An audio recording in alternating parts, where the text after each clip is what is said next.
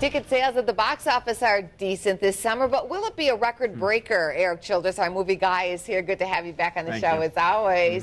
So where are we headed? Are we on pace for a record? Well, we still need probably about another $1 billion between now and Labor Day and past whatever the summer movies gross past then to break the last couple of years, the record that we've had. But, you know, Hollywood has very little to complain about. We've had just as many films grossed $100 million, and we haven't even gotten into August yet, and just as many films that have grossed over $200 million or more. So just the money's been spread out a little bit more this year. What would be the top films of the summer, do you think? Well, we still have coming up now, we have probably 3 films I think have a shot at maybe, you know, hitting that $100 million barrier.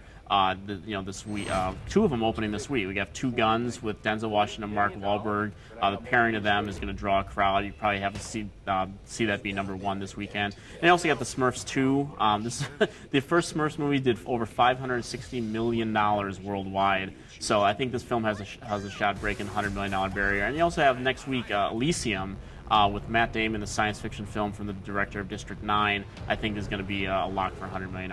And what about those underdogs? What will be the underperformers? Well, you have Disney's Planes, which is going to challenge the Smurfs 2. So I think that that could affect the Smurfs 2 grosses. This is basically sort of in the realm of Cars. It's supposed to be a straight-to-video movie. But an interesting stat is that no animated film has actually broken the $100 million barrier when opening in August. So I think it's not quite going to get there. The film to really look out for, I think, this month is called We're the Millers, this comedy with Jason Sudeikis and Jennifer Aniston. I think this has real sort of breakout potential, sort of in the way that Horrible Bosses and Dodgeball over the years have done. It's a really funny movie. What did you like about it? It's really funny. I mean, that's all good comedy needs to be. It doesn't good break, funny, not good. Yeah, it's not funny. great. No, it's not a great comedy. It's not a classic comedy, but the cast is really good. Sudeikis is a lot of fun, and Aniston is really coming to her own as a comic actress as well. What about Drinking Buddies? A lot of people are giving buzz to this film. Well, there's a couple films, and we got a couple films from local Chicagoan Joe Swanberg. There's one film, the Drinking Buddies you mentioned, is a film that he wrote and directed. That's going to be out in a very limited release in Chicago with Olivia Wilde and another Chicagoan, Jake Johnson, Anna Kendrick from Pitch Perfect, one of your favorite movies. And it's a really solid relationship comedy that's also going to be available on demand, so people should check that out.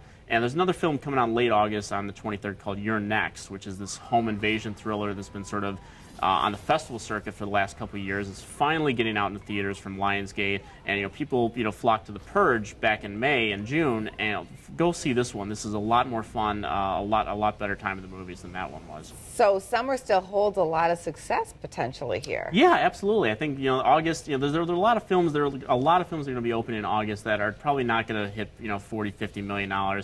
But these couple films that we've been talking about are really the ones to watch. The ones that open up before the kids go back to school, and then we sort of get past Labor Day, and then we start talking about festival and award season. So, Erik, always a pleasure. Thank you.